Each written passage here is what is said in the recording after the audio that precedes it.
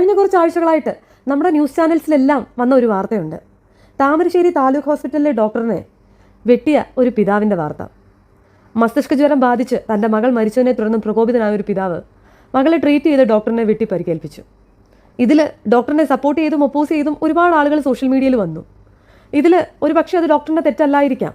കാരണം നമ്മൾ എല്ലാ ഭാഗവും പറയുമ്പോഴും ഡോക്ടേഴ്സിൻ്റെ സൈഡിൽ നിന്ന് നമ്മൾ സംസാരിക്കേണ്ടതുണ്ട്. പക്ഷേ ഇതല്ലാത്ത എത്രയെത്ര കേസസ് നമ്മുടെ നാട്ടിൽ ഉണ്ടായിട്ടുണ്ട്.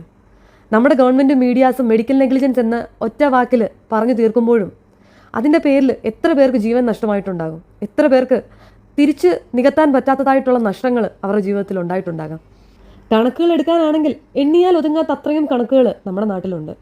പോയ കുറേ കാലങ്ങളിൽ ഡോക്ടേഴ്സിൻ്റെ മെഡിക്കൽ നെഗ്ലിജൻസ് കൊണ്ട് മാത്രം ഒരുപാട് പേരുടെ ജീവനും ജീവിതവും നഷ്ടപ്പെട്ടിട്ടുണ്ട്. ഈ അടുത്താണ് പാലക്കാട് ഒരു 9 വയസ്സുകാരിയുടെ കൈ മുറിച്ചു മാറ്റിയ ഒരു സംഭവം ഉണ്ടായത്. ഒരു പക്ഷേ വാർത്തകളിലെല്ലാം നമ്മൾ അറിഞ്ഞിട്ടുണ്ടായിരിക്കും. മുറ്റത്ത് തെന്നി വീണ കുട്ടി കയ്യിൽ ഇഞ്ചുറി ഉണ്ടെന്ന് അറിഞ്ഞിട്ട് പോലും അതിനെ പ്രോപ്പറായിട്ട് ചെക്ക് ചെയ്യാതെ ഒരു പ്ലാസ്റ്റർ ഇട്ട് വിട്ടത് കൊണ്ട് മാത്രം ആ പെൺകുട്ടിയുടെ സിറ്റുവേഷൻ വളരെ മോശമാവുകയും പിന്നീട് ആ കൈ മുറിച്ചു മാറ്റപ്പെടേണ്ടിയും വന്നു. അതുപോലെ എത്രയെത്ര കേസസ്, കൂടുതലും ചെറിയ കുട്ടികളാണ് ഇങ്ങനത്തെ കേസസിൽ വിക്ടിംസ് ആകുന്നത്. ഈ അടുത്ത് തന്നെ മറ്റൊരു സംഭവം നടന്നിരുന്നു.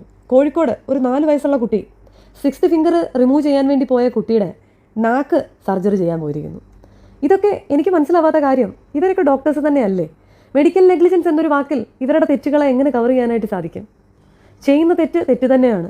ഓരോ ജീവനും വിലയുള്ളത് തന്നെയാണ്. നമ്മൾ ഓരോരുത്തരും ഗവൺമെൻറ് ഹോസ്പിറ്റലിലേക്ക് പോകുന്നത് നമ്മൾ അവിടെയുള്ള ഡോക്ടേഴ്സിനെ വിശ്വസിക്കുന്നതുകൊണ്ട് തന്നെയാണ്. ഒരു പക്ഷേ പോകാൻ കുറച്ചധികം പൈസ ഉണ്ടായിരുന്നെങ്കിൽ ഗവൺമെൻറ് ഹോസ്പിറ്റൽസ് നമ്മൾ ചൂസ് ചെയ്യില്ലായിരുന്നു തന്നെ. കാരണം സാധാരണക്കാരും ട്രീറ്റ്മെൻറ്റ് ചെയ്യാൻ കറക്റ്റായിട്ടുള്ള സാമ്പത്തികമില്ലാത്തവരുമായിരിക്കും കൂടുതലും ഗവൺമെൻറ് ഹോസ്പിറ്റൽസിലേക്ക് പോകുന്നത്.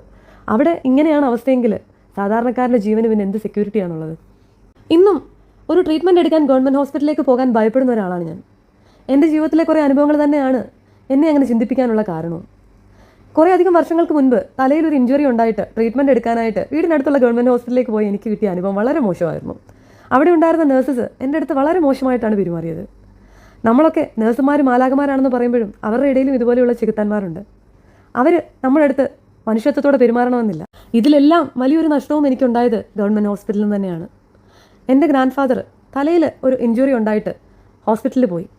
അവിടെ ചെന്നപ്പോൾ തലയിലെ ചെറിയ ഒരു മുറിവ് സ്റ്റിച്ച് ചെയ്ത് വിട്ടതല്ലാതെ അതിന് സ്കാൻ എടുക്കണമെന്നോ എന്തെങ്കിലും ഫർദർ ട്രീറ്റ്മെൻറ്റ്സ് ചെയ്യണമെന്നോ അവിടെയുള്ള ഡോക്ടേഴ്സ് പറഞ്ഞിരുന്നില്ല.